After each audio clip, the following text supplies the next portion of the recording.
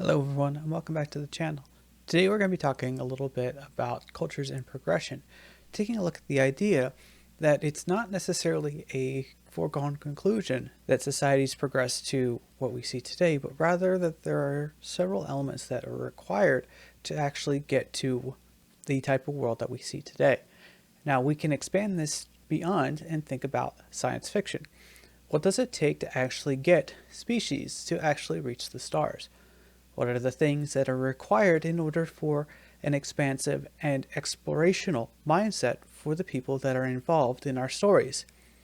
Now, these are my own observations and thoughts, so I don't really have a resource to point you to. So let's get into it. Requirements for achievement. There are certain things that have to happen in order for achievement to take place. In order for a culture to go from hunter-gatherers to a species that actually reaches for the stars, there are certain types of behaviors and cultural mindsets that have to be in place in order for this to take place. So let's get into it. The first one is adaptability. Now let me say this at the beginning. I'm going over a list, but it is not a complete list. This isn't exhaustive, nor do I have this in such a way that this is order of significance, but rather just what came to mind while putting together this list. So the first one is adaptability, the ability to change the trajectory of what you're going through. This is something that we see pretty regularly when we talk about combat or when we're dealing with problem situations. If we don't have the ability to circumnavigate the problem that we're dealing with or to overcome it, we fail to achieve anything beyond the current situation that we're finding ourselves in. Excess resources. As we've gone over before in Guns, Germs, and Steel, we talk about having the ability to have excess resources, particularly when we're talking about having resources enough to sustain a population of non-producers. This is extremely important because this allows a system to go from hunter-gatherer to an agrarian society, and this agrarian society is the basis of everything else that goes beyond that. Resource restriction. Now, this might seem odd considering that I just mentioned excess resources, but the thing is that having excess resources does not necessarily mean that you're actually going to be achieving anything more than what you have. So for instance, what I mean by resource restriction here is actually to say that there are certain environmental factors that come into place that require a society to actually preserve food and grow for times when you cannot produce food. So an example of this is medieval peasants would actually have to produce food that they could store for long term, and so they're thinking more about the future rather than the here and now.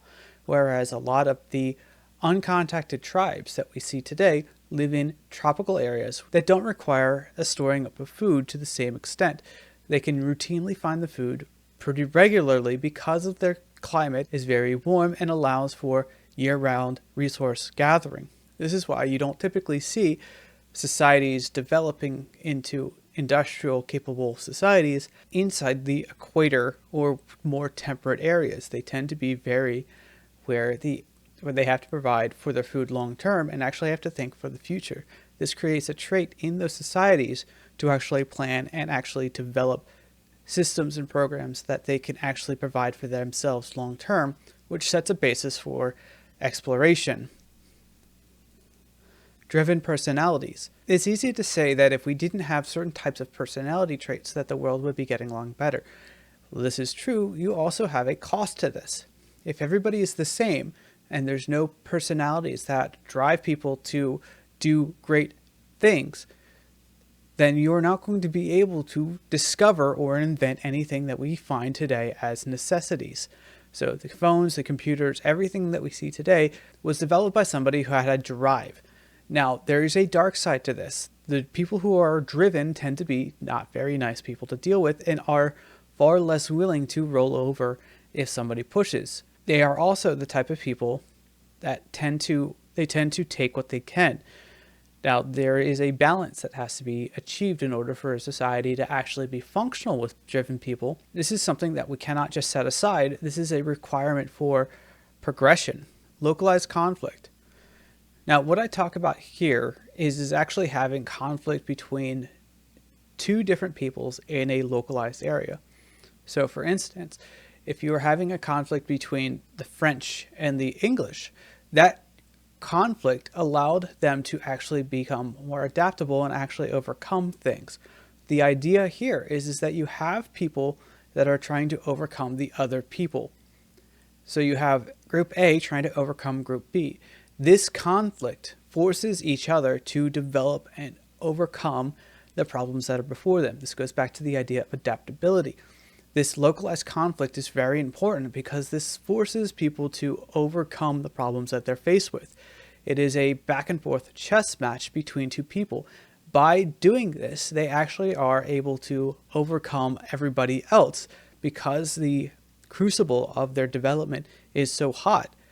Of course, there is a level which you cannot achieve anything if it's too hot or too mellow or too low. These are things that encourage development and encourage peoples to actually be able to achieve something else. If you go on the internet, you're going to find a list of different types of technologies that have come about because of the military. Things like canned food, drones, jetpacks, EpiPens, blood transfusions, weather radar, t-shirts, silipotties, penicillin, jeeps. These are just some of the technologies that we see today that are actually have a basis in a wartime technology. So to say that we would be better without war is actually not necessarily going to be the case. While it would be nice not to have conflict, conflict is part of who we are.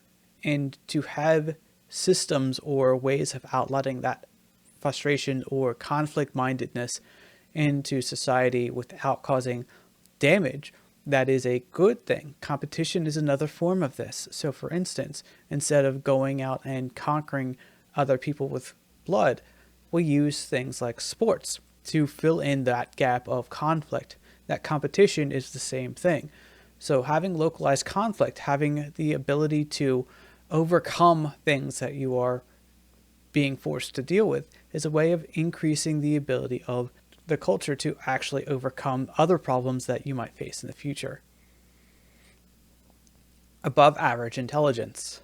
Now, what I'm talking about here is not necessarily people who are so intelligent where you have people like Einstein or Stephen Hawking, but people on average have a higher intelligence in being able to think critically, but also abstractly. The idea here is that you might not be necessarily given all the information, but you're able to abstract or think about other aspects that you aren't taking into account to overcome the problem. Higher average intelligence means that you are actually able to overcome problems a lot faster and actually come with more creative solutions to the problems you're dealing with. Now, intelligence is one of those things that's quite flexible. There are people that would say that it is set based on race, but that's actually not the case. If you take a below average group of individuals and over the course of generations encourage their education, they actually will rise in levels of intelligence. That comes back to the idea of adaptability. Our bodies are able to adapt to different situations, and when we, over generations, increase the requirements for intelligence, we actually are able to raise the average intelligence for a given population higher than what it was. This is why education is so important. A lot of people talk about how it's so bad or that things aren't as well as they should be, that certain behaviors and educational processes that we had beforehand, they are out of date, that we shouldn't use them anymore. There's a reason why they worked and why those were good things.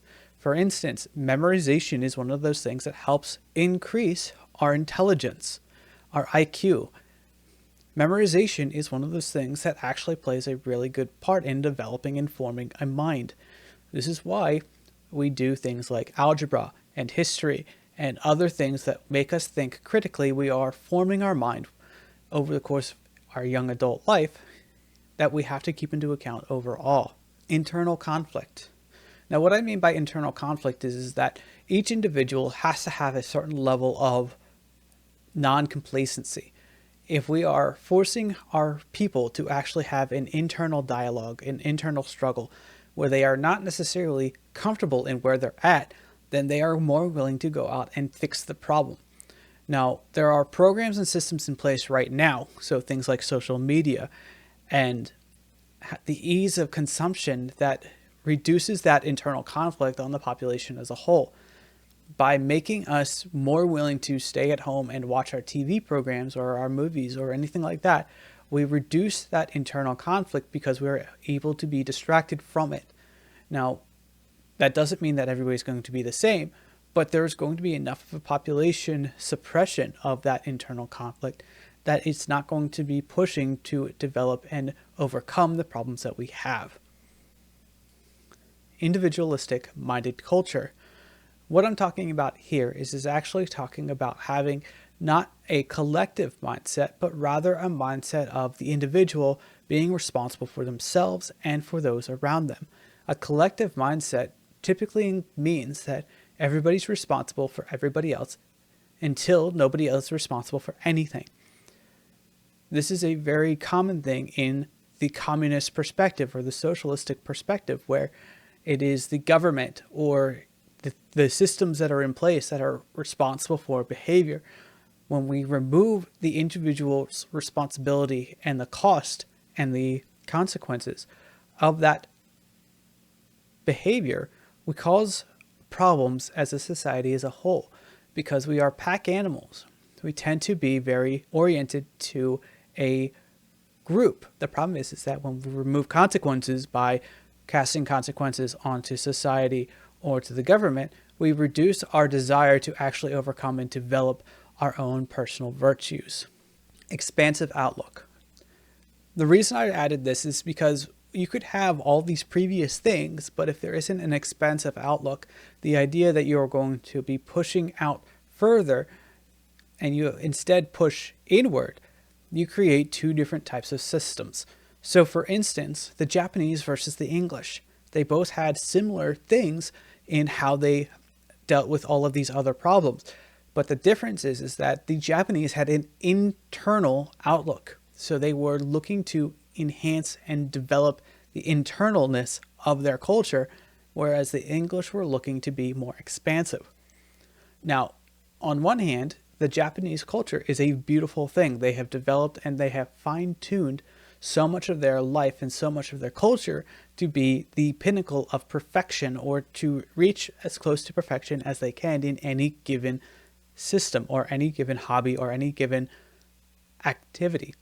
But the problem is that that doesn't do a whole lot beyond enhancing the internal. It wasn't until the American Navy came in to force the Japanese to reconsider its isolationist perspective that things actually began to develop for the Japanese culture, and they actually were beginning to have an expansive outlook on the world. Now, at the beginning of this expansive outlook, it was very bad and had a lot of issues, but eventually they were able to be put in their place correctively so that they are actually able to be valued members of the global community. Overall, I just wanted to give you a snapshot of different things that we should be keeping in mind when we're talking about how cultures develop and how things are able to reach beyond just the simple of hunter and gathering. So I wanted to do this quick one because as I record it, it is actually Christmas Day. So I wish everyone a Merry Christmas. As always, if you have any questions, comments, concerns, please leave it in the comment section below. Until next time, bye. I am a poor, wayfaring stranger. I'm traveling through this world of woe, yet there's no sickness, toil, nor danger in that bright land to which I